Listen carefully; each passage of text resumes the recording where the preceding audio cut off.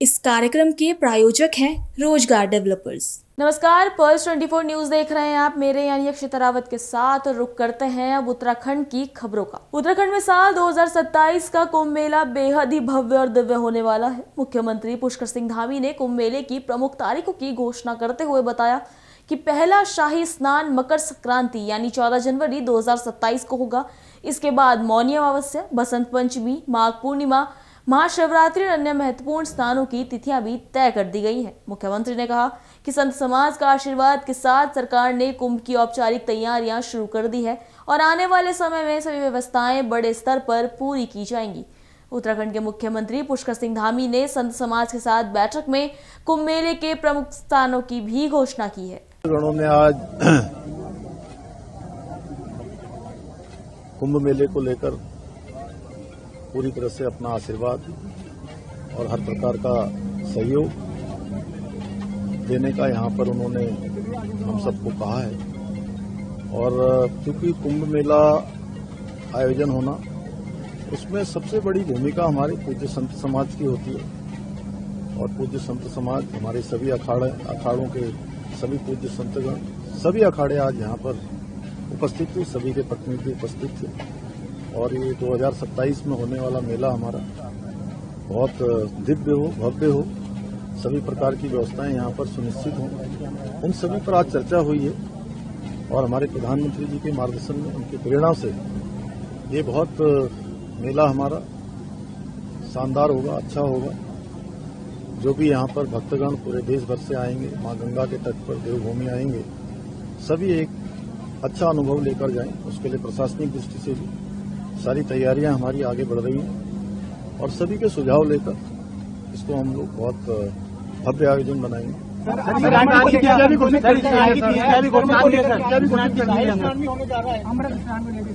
देखिए 13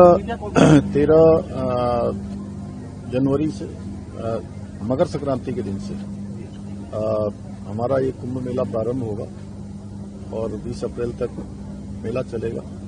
उसमें जो भी अभी चूंकि प्रारंभिक रूप से तिथियों के बारे में यहाँ घोषणा की गई है, फिर जैसे जैसे सभी के सुझाव आते रहेंगे उसके अनुसार इसको आगे बढ़ाते रहेंगे। यह विधिवत रूप से इसकी तैयारियां हमने पहले ही प्रारंभ कर दी थी, लेकिन आज औपचारिक रूप से पूज्य संतगणों का सबका आशीर्वाद लेकर हम आप आगे बढ़ रहे हैं।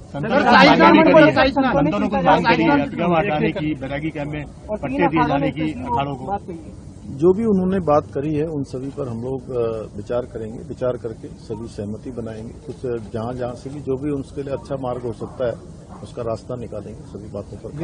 प्रयागराज कुंभ में अरेल घाट डेवलप किया गया था, वहाँ पर लाइट शो इस तरह का कोई फ्रंट डेवलप किया जाएगा गंगा घाट के किनारे। देखिए सभी प्रकार की जो अच्छी व्यवस्थाएं हो सकती हैं, जो नए नवाचार हैं, सभी को हम अपनाएंगे। उत्तराखंड क्रांति दल के वरिष्ठ नेता और राज्य आंदोलन के प्रखर चेहरा रहे फील्ड मार्शल दिवाकर भट्ट को मसूरी शहीद स्थल पर भावपूर्ण श्रद्धांजलि दी गई।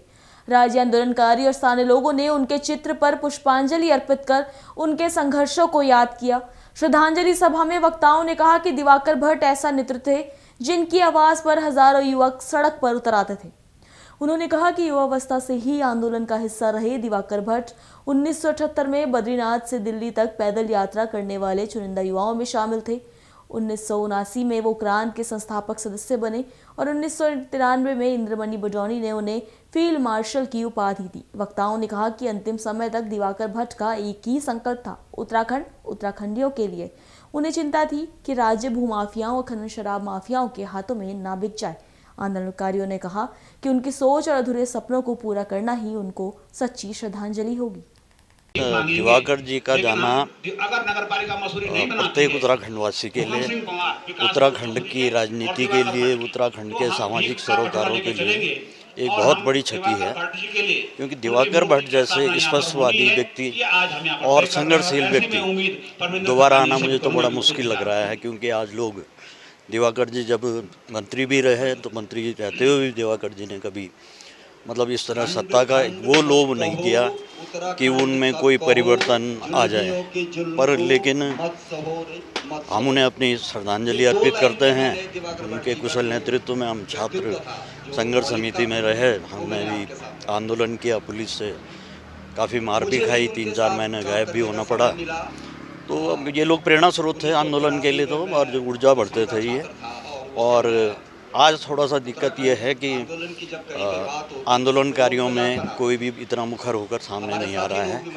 फिर भी हम मसूरी की तरफ से, मसूरी वासियों की तरफ से, सभी आंदोलनकारियों की तरफ से उनको बहुत विनम्र श्रद्धांजलि अर्पित करते हैं। उत्तराखंड के लिए बहुत बड़ी क्षति है और संघर्ष होते हैं, आंदोलन होते हैं, लेकिन उनमें कुछ ही लोग होते हैं जिनके विचारों में बड़ी मौलिकता होती है, जिनके काम में मौलिकता होती है और जो सिर्फ एक लक्ष्य के लिए लड़ाई लड़ते रहते हैं। मुझे भी उनके साथ रहने का, काम करने का मौका मिला 1983 से और 87 तक, और हमेशा से वो एक अलग तरीके के विचार के व्यक्ति थे। और स्वर्गीय बड़ोनी जी हमसे कई बार कहते थे, किसी भी मीटिंग में वो हमसे कहते थे कि हला ये दिवाकर संभाला, मतलब वो हर जगह क्रांति की बात करते थे और कोई अतिशयोक्ति नहीं है अगर मैं ये कहूँ कि भारत की आज़ादी में नेताजी सुभाष चंद्र बोस की जो भूमिका थी वही उत्तराखंड राज्य आंदोलन में दिवाकर भट्ट की भूमिका थी, और वो आज हमारे बीच से चले गए।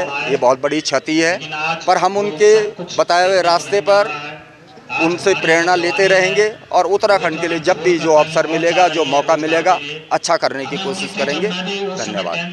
दिवाकर भट्ट जो हैं हमारी उत्तराखंड की राजनीति के पुरोधा रहे। उन्होंने उत्तराखंड की जो लड़ाई लड़ी, जो आज उत्तराखंड बना है, उसमें उनका बहुत बड़ा योगदान रहा। वो एक सर्वमान्य नेता थे उत्तराखंड के। वो हर पार्टी में रहे, हमारी भारतीय जनता पार्टी में भी कैबिनेट मंत्री के रूप में रहे। बहुत ही बेबाक किस्म के आदमी थे। उनका एक ही डर था उत्तराखंड के लिए कि बस उत्तराखंड बने और इसका विकास कैसे हो, इसके जो गांव जो दूर दूर तक गांव हैं वो उसमें कैसे जुड़े, उनकी सड़कें कैसे वहाँ जाए, पानी कैसे जाए, बिजली कैसे जाए। वो हर वक्त यही, जब भी मसूरी आते थे हमारे उनसे बहुत अच्छे संबंध रहे, मिलकर जुड़ जाते थे, तब चाहे वो मंत्री रहे या नहीं रहे। आज वो उत्तराखंड के लिए बहुत ही दुखद और बहुत ही हानि का विषय है कि हमने एक ऐसे नेता को खो दिया जिसका एक अच्छा सुंदर विचार उत्तराखंड के लिए हमेशा बना रहता था।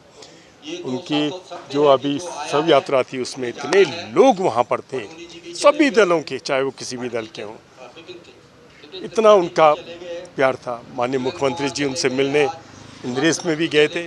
वो चाहते थे माननीय मुख्यमंत्री जी कि उन्हें किसी और हॉस्पिटल में ले जाया जाए दिखाने के लिए, मगर वहाँ के डॉक्टरों ने उसका अलाउ नहीं किया क्योंकि उनकी हालत उस स्थिर नहीं थी। तो मैं समझता हूँ कि आज वो हमारे बीच में नहीं है। हम उनकी आत्मा के लिए, शांति के लिए, प्रार्थना के लिए यहाँ पर सभी दल के लोग इकट्ठे हुए हैं शहीद स्थल मसूरी झूलाघर पे, और ईश्वर से प्रार्थना करते हैं कि उस दिवंगत आत्मा की शांति दे। उनका आशीर्वाद इस उत्तराखंड के विकास को, उत्तराखंड को हमेशा मिलता रहे, सदैव मिलता रहे। बड़ा योगदान रहा है और उनको फील्ड मार्शल की उपाधि भी यहीं से मिली। मैं उनको आज उनको नमन करता हूँ, श्रद्धांजलि अर्पण करता हूँ और उनके परिवार को इस दुख की घड़ी में इस पीड़ा को सहने की शक्ति भगवान प्रदान करे, उसके लिए कामनाएं करता हूँ। ये जब उत्तराखंड आंदोलन शुरू हुआ था तो हम तो पैदाइशी संघ के लोग थे, संघी थे। हमारा पूरा गाँव ही संघियों का गाँव था। आज भी जो है 40% संघी आज भी गाँव में हैं जो संघ से जुड़े हुए लोग थे। लेकिन सब लोग उस समय जब ये इंद्रमणि पटौड़ी ने शुरुआत की थी उत्तराखंड राज्य की, तो उस समय सब लोग जो है उस समय जुड़ना शुरू हुए और पूरे तरह से जो है तन मन और धन से यूकेडी को जो दल था उसको समर्पित थे, समर्पण किया और उसको बढ़ाने के लिए काम किया। देखिए, मैं यही कहूँगा कि जो सपने उन्होंने देखे थे वो सपने आज जो है ना कहीं गलतियाँ तो रही हैं। जो पहाड़ के जो लोग हैं उस समय इस आंदोलन में हिंदू, मुस्लिम, सिख, ईसाई, सभी जातियों के लोग, सभी धर्मों के लोग, सभी मजहबों के लोग जो है यूकेडी के साथ में कंधे से कंधा मिलाकर खड़े थे। मतलब सैलाब बोलता था। तो कहीं ना कहीं हमारे बीच में कमियां रही होंगी, तो एक तो सुधारने का समय उनकी आज जो ये सभा, श्रद्धांजलि सभा है, उसमें मैं ये कहूँगा कि लोगों को, यूकेडी के लोगों को, पहाड़ के लोगों को कुछ चीज़ें अपने अंदर संवारनी होंगी, बसानी होंगी कि सभी लोग, जो लोग यहाँ पर जो पैदा हुए वो यहाँ उत्तराखंडी हैं, पहाड़ी हैं। तो जो थोड़ी बहुत गलतियाँ जो रही थी, मैं अभी इस समय राजनीतिक बात करने का मौका नहीं है, लेकिन मेरी बात भाजपा की ओर मेरा इशारा है तो वो उसने सारा यूकेडी को ख़त्म कर दिया, पहाड़ के लोगों के सपनों को ख़त्म कर दिया, और जो यहाँ पे जो पलायन है उसकी खासकर जिम्मेदार जो है भारतीय जनता पार्टी है। क्योंकि देहरादून में होने वाले राष्ट्रीय जनसंपर्क अधिवेशन इस बार और भी खास होने जा रहा है, क्योंकि इसका औपचारिक न्योता मुख्यमंत्री पुष्कर सिंह धामी को सौंपा गया है।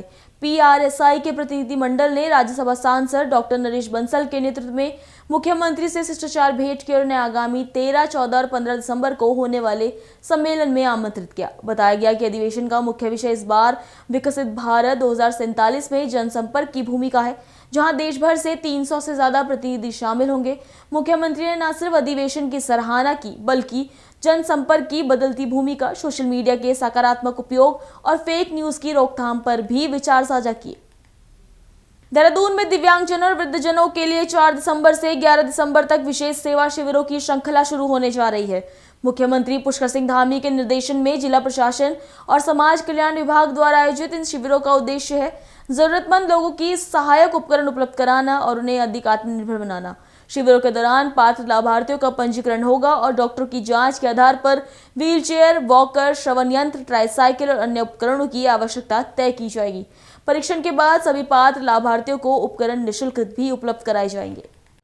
भारत सरकार की एडीबो वयोश्री योजना के अंतर्गत एडीबो योजना के अंदर दिव्यांगजनों को और वयोश्री योजना के अंदर वृद्धजनों को 60 वर्ष से अधिक जो वृद्ध हैं उनके लिए सहायक उपकरण, सिर्फ दांत की व्यवस्था नहीं है इसमें और चश्मे की नहीं है, उसके अतिरिक्त जितने भी सहायक हैं निःशुल्क प्रदान किए जाते हैं। भारत सरकार द्वारा बहुत ही अच्छा ये कर दिया है कि अब इसमें मासिक आय प्रमाण पत्र की जरूरत पड़ती थी पहले, जो राजस्व विभाग के द्वारा होता था। तो अब संबंधित पार्षद या गांव के प्रधान भी मासिक आय प्रमाण पत्र देंगे तो वो मान्य होगा।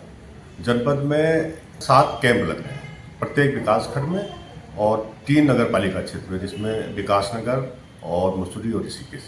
तो मेन उद्देश्य ये है कि जितने भी वृद्धजन हैं, दिव्यांगजन हैं, जिनको सहायक उपकरण चाहिए वे अपना वहाँ पर पंजीकृत कराएं।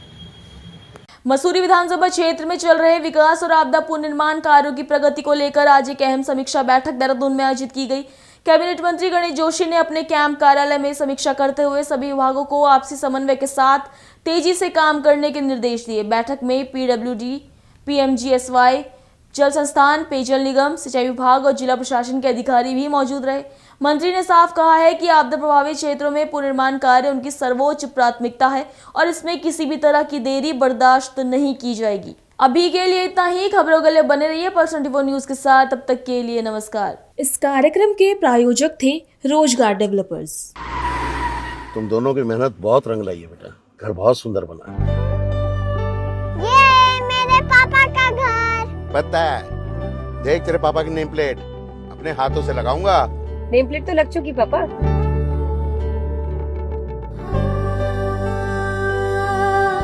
असल मेहनत तो आपने किया पापा, मुझे इस काबिल बनाने के लिए। वो जिंदगी भर किराए के मकान में रहे, लेकिन तो आज ये घर मेरा नहीं, ये है मेरे पापा का घर।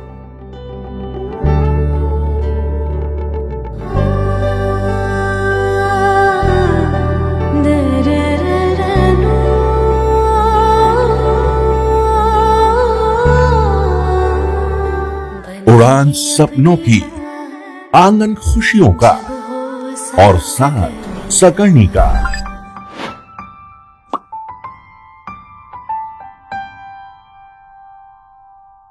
60 वर्षों से आपके साथ मनोरंजन और संस्कार का संगम, जाह्नवी मैगजीन।